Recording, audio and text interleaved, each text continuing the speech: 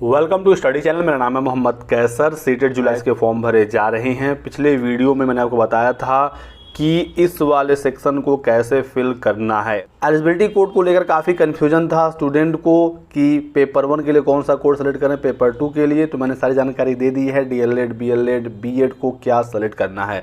आज बात करेंगे इसके आगे क्वालिफिकेशन डिटेल्स कैसे भरें। तो यहाँ पर स्टूडेंट को कन्फ्यूज़न है पास स्टेटस में, ईयर ऑफ पासिंग में, कोर्स स्ट्रीम नेम में, यूनिवर्सिटी नेम में, रिजल्ट मोड में, इंस्टीट्यूट पिन कोड में। तो सारी जानकारी आपको यहाँ पर मिलेगी दोस्तों। वीडियो में लास्ट तक बने रहें। लेकिन आगे बढ़ने से पहले एक ज़रूरी सूचना, बात करेंगे सीटेट की इस बेस्ट बुक के बारे में जो चक्षु प्रकाशन की तरफ से आती है। क्लास 1 to 5 यानी पेपर 1 के लिए ये स्टडी गाइड बुक है जहाँ पर सभी विषय सीटेट के कवर किए गए हैं। 6 प्रीवियस सॉल्व पेपर भी मिलेंगे, 3000 से अधिक। यहाँ पर चैप्टर वाइज महत्वपूर्ण प्रश्न हल सहित दिए गए हैं। बिल्कुल नवीनतम पैटर्न पर इसे तैयार किया गया है। एनसीईआरटी की पुस्तकों पर आधारित है। इस बार के ऑनलाइन एग्जाम में ये बुक आपकी काफ़ी ज़्यादा हेल्प करेगा। इसी के साथ साथ चक्षु प्रकाशन की सब्जेक्ट वाइज बुक भी अवेलेबल हो चुकी हैं।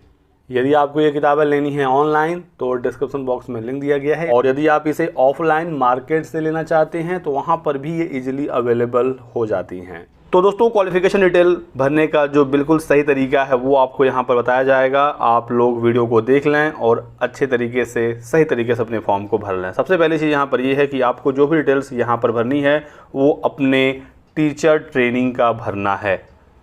चूँकि हमने इसके पिछले स्टेप में सेलेक्ट कर लिया था डिप्लोमा इन एजुकेशन, इस वजह से हमसे यहाँ पर जानकारी डिप्लोमा इन एजुकेशन का मांग रहा है। जो डिग्री सेलेक्ट करेंगे तो उनको यहाँ पर अपने बीएड की डिटेल्स भरनी होगी। यहाँ पर आपको अपने ग्रेजुएशन का या 10th 12th का कोई भी डिटेल नहीं भरना है। या तो डिप्लोमा यानी डीएलएड का भरना होगा, जिन्होंने बीएड किया है वो बीएड का भरेंगे, जिन्होंने बीएलएड किया है वो बीएलएड का भरेंगे। तो ये चीज़ आपको सबसे पहले जानना होगा। अब सबसे पहला यहाँ पर ऑप्शन है पास स्टेटस का। क्लिक करेंगे तो 2 ऑप्शन आपके सामने आएगा, पास्ड और अपीयरिंग। यदि आपका भी अपीयरिंग है तो आप अपीयरिंग सेलेक्ट करेंगे, और यदि आप डीएलएड पास कर चुके हैं या बीएड पास कर चुके हैं तो पास सेलेक्ट करेंगे। यहाँ पर काफ़ी कन्फ्यूज़न होता है छात्रों को पास्ड और अपीयरिंग में। मैं आपको बहुत ही आसान भाषा में बता दूँ कि पास्ड और अपीयरिंग कैसे सेलेक्ट करना है। यदि आप यहाँ पर अपीयरिंग सेलेक्ट करते हैं दोस्तों तो आपसे रिजल्ट मोड नहीं पूछा जाएगा, और यदि आप रिजल्ट मोड नहीं सेलेक्ट करेंगे तो आपसे टोटल मार्क्स और ऑब्टेन मार्क नहीं पूछा जाएगा। तो ऐसे सभी स्टूडेंट जो अपीयरिंग में हैं यानी कि उन्हें अभी तक टोटल ऑब्टेन मार्क नहीं मिला है वो यहाँ पर अपीयरिंग सेलेक्ट कर लेंगे। जो भी स्टूडेंट इस समय फर्स्ट सेमेस्टर में है, फर्स्ट ईयर में है, थर्ड सेमेस्टर में है या फोर्थ सेमेस्टर में है, अपने डीएलएड के फाइनल रिजल्ट नहीं आया है, सब लोग अपीयरिंग सेलेक्ट करेंगे क्योंकि आपके पास अभी फाइनल ऑब्टेन मार्क्स नहीं है। इसी के साथ साथ ऐसे स्टूडेंट जिनका सेशन तो कंप्लीट हो गया लेकिन उनका बैक लगा हुआ है किसी भी पेपर में, तो वो भी यहाँ पर अपीयरिंग ही सेलेक्ट करेंगे क्योंकि आपका बैक लगा हुआ है। जो मार्क्स आपके पास फिलहाल है वो आपका फाइनल ऑब्टेन मार्क्स नहीं है। जब आप अपना पेपर क्लियर करेंगे तो आपके मार्क्स बढ़ेंगे। तो ऐसे में आपको भी यहाँ पर अपीयरिंग ही सेलेक्ट करना होगा। ये चीज़ आप समझ गए। और जैसे हम यहाँ पर पास्ड क्लिक करते हैं तो अब देखिए रिजल्ट मोड भी खुल गया। यहाँ पर परसेंटेज और सीजीपीए में आपको कोई एक सेलेक्ट करना होगा। आपका रिजल्ट यदि परसेंटेज में है यानी कि टोटल मार्क्स ऑब्टेन मार्क्स वाला सिस्टम है तो आप इस पर क्लिक कर दीजिए। जैसे ही आप रिजल्ट मोड पर क्लिक करेंगे तो देखिए यहाँ पर आपसे टोटल मार्क्स पूछेगा, ऑब्टेन मार्क पूछेगा, परसेंटेज ऑटोमेटिक यहाँ पर शो हो जाता है। जैसे कि एग्जांपल के तौर पर मैं यदि टोटल मार्क्स भर दूँ 5000 और ऑब्टेन मार्क भर देते हैं 4000 तो यहाँ पर देख सकते हैं परसेंटेज हमारा 80% शो हो गया। तो जैसे ही पास सेलेक्ट करेंगे तो आपको टोटल मार्क्स और ऑब्टेन मार्क्स भरना होगा, और ये आप तभी भर सकते हैं जब आपका सेशन कंप्लीट हो चुका है और आप सभी पेपर में पास हैं और आपके पास ऑब्टेन मार्क्स बिल्कुल फाइनल अवेलेबल है। तो आप बिल्कुल चीज़ों को समझ गए होंगे। यहीं पर बात करते हैं ईयर ऑफ पासिंग या अपीयरिंग का। अब यहाँ पर यदि आप अपीयरिंग सेलेक्ट करते हैं तो आपको ईयर ऑफ अपीयरिंग पर क्लिक करना होगा, और पास करते हैं तो ईयर ऑफ पासिंग। जैसे ही आप अपीयरिंग यहाँ पर करेंगे तो यहाँ पर आपको सिर्फ और सिर्फ एक ही ऑप्शन देखने को मिलेगा और वो है 2023। यानी कि ऐसे स्टूडेंट जिनका सेशन 2021 में शुरू हुआ था 23 में कंप्लीट होगा वो तो यहाँ पर 2023 सेलेक्ट कर लेंगे। लेकिन जिनका पुराना सेशन है, मान लीजिए 2020 में सेशन स्टार्ट हुआ था, 22 तक सेशन चला, लेकिन किसी पेपर में बैक है तो वो तो पास सेलेक्ट कर नहीं सकते। अपीयरिंग में 2022 है भी नहीं, तो ऐसे में आपको 2023 ही सेलेक्ट करना होगा। टेंशन बिल्कुल भी ना लें, क्योंकि एक ही ऑप्शन है, तो आपको 2023 पर क्लिक करना है। ऐसे ही मान लीजिए किसी का सेशन 2022 में स्टार्ट हुआ है, तो वो तो 2024 में पास होंगे, तो उनके लिए तो अपीयरिंग ईयर 2024 होना चाहिए, लेकिन वो ऑप्शन तो है नहीं, यहाँ पर 2023 ही है। तो ऐसे स्टूडेंट को भी 2023 ही सेलेक्ट करना है।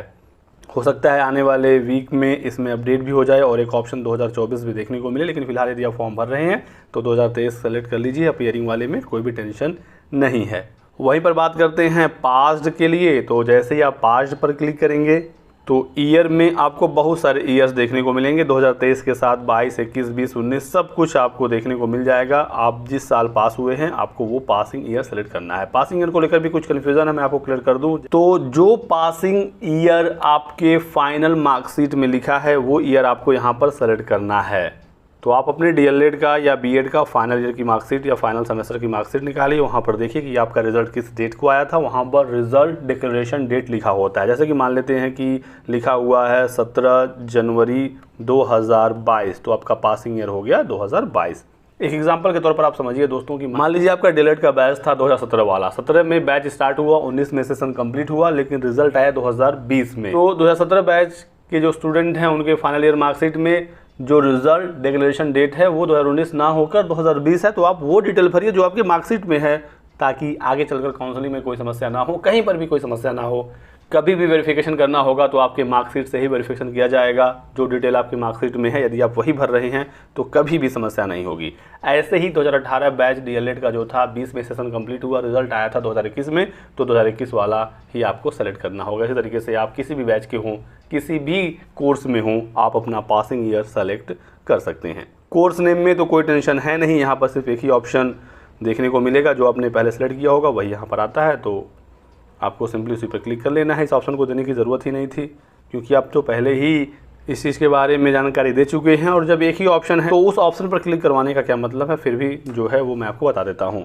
बोर्ड या यूनिवर्सिटी नेम में काफ़ी कन्फ्यूज़न है छात्रों को, और इसे आप ध्यान से समझिएगा। यहाँ पर दोस्तों क्लिक करते ही एक बहुत बड़ी सी लिस्ट खुल जाएगी और इसमें आपको ढूंढना होगा अपने बोर्ड या यूनिवर्सिटी का नाम। यहाँ पर दोस्तों आपको अपने इंस्टीट्यूट का नाम नहीं ढूंढना है, ना ही उसे लिखना है। जहाँ से आपका इंस्टीट्यूट अफिलिएटेड है उस बोर्ड का नाम लिखना है।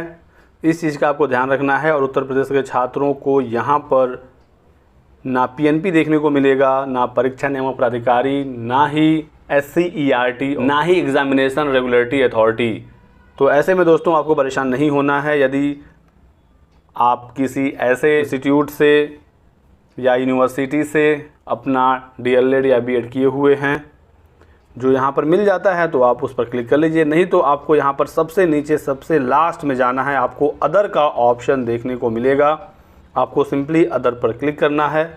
अदर पर क्लिक करने के बाद आपसे आपके बोर्ड या यूनिवर्सिटी का नाम पूछा जाएगा और आप यहाँ पर आराम से उसे लिख दीजिए। अब मैं आपको बता दूं, जो उत्तर प्रदेश के डीएलएड वाले स्टूडेंट हैं उनको यहाँ पर क्या लिखना है। आपको यहाँ पर अपने इंस्टीट्यूट का नाम नहीं लिखना है, क्योंकि यहाँ पर आपसे बोर्ड का नाम पूछा जा रहा है और आपके बोर्ड का नाम है examination regulatory authority Prayagraj UP.